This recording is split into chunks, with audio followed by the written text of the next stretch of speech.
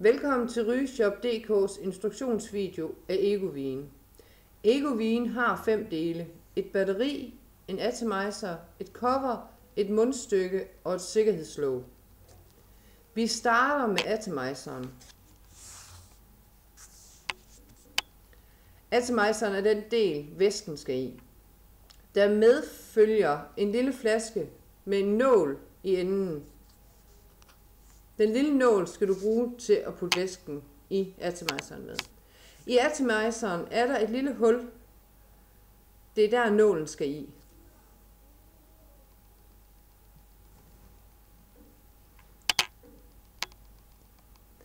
Nålen skal igennem silikonen, og så fylder du væsken stille og roligt i.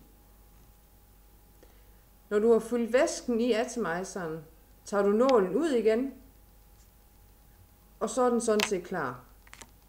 Du tager batteriet og skruer på atomizeren.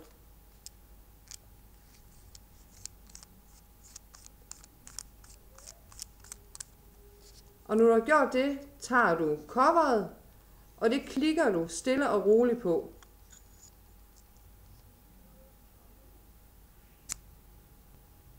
Derefter tager du mundstykket, og det klikker du også stille og roligt på. Så er du klar til at ryge på din rygepind. Du har et sikkerhedslåg til at beskytte mundstykket med. Held og lykke med din rygepind. Rygeshop.dk